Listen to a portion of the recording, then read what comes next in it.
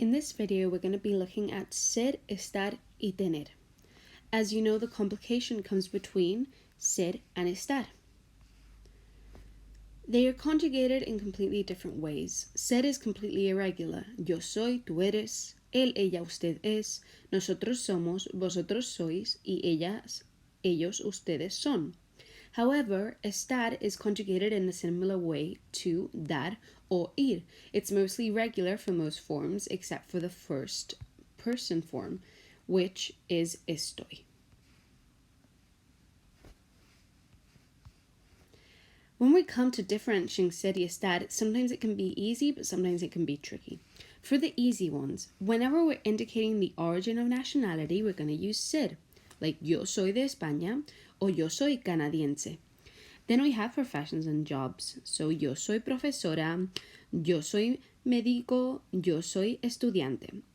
We also have, whenever we're using it with the preposition de, and we're describing the possession or relationship. The soup is Anna's, la sopa es de Ana, the child is Marta's, el niño es de Marta, or we're just saying what material something is made of. El robot es de metal. We could argue that material is also origin.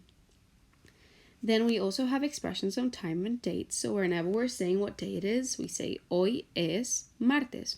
Or we say what time it is, son las 10:30 de la mañana. Or son las 3 de la tarde. Remember, when we're saying it's 1 o'clock, we say es la 1 de la tarde. Then we have when it gets a bit more tricky. So when we're describing something, sometimes we will use ser and sometimes we will use estar. If we're describing something that is essentially describing a person or a thing that is part of their personality, of their way of being, and is not likely to change in short periods of time, we're going to use ser. Some examples of that are, él es un estudiante. Being a student is a huge part of who you are, and it's also a job. Yo soy inteligente. If you're intelligent today, you're not likely to change tomorrow. Vosotros sois pacientes. If someone or a group of people are patient, it's unlikely that they're going to change in a short period of time. And then nosotras somos guapas would mean that we are pretty most of the time. It's something that isn't likely to change. Then, however, when we have estar, we're describing the current state of something. So maybe it will have some kind of time expression that indicates it's only right now or today or this week.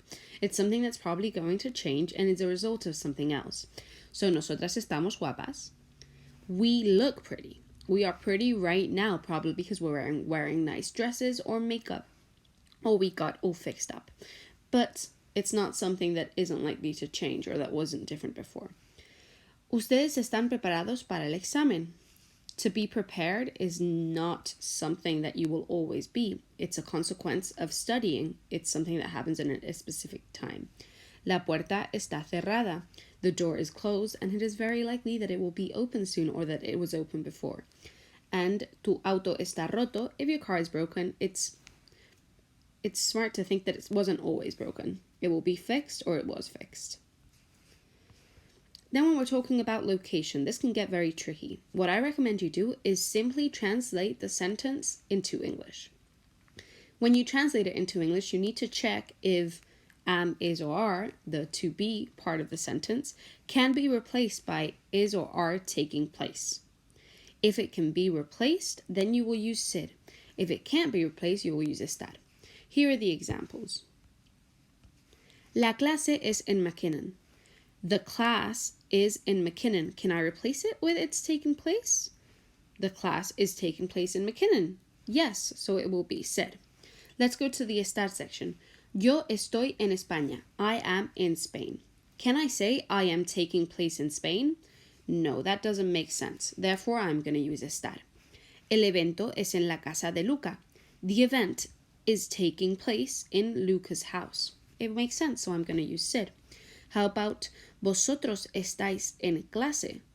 You guys are in class. Can I say you guys are taking place in class? No, so I'm going to use estar. Finally, we have la fiesta de cumpleaños es en la biblioteca.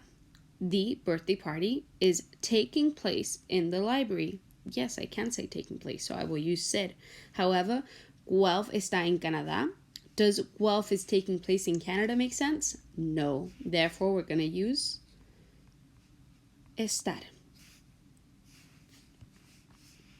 Finally, we have one of the easiest ones, and it's simply remembering that the present progressive is formed with estar. The present progressive is simply saying, I am doing. So whenever you see a verb ending in yendo or ando right behind the space that you are being given to put ser or estar in, you know 100% that you have to use estar, because that's the only way to form the present progressive. So whenever you see any verb like these, you're always going to use estar in the right conjugation. So that's ser and estar, and that should be easy to understand. The only thing you need to keep an eye out on is on tener.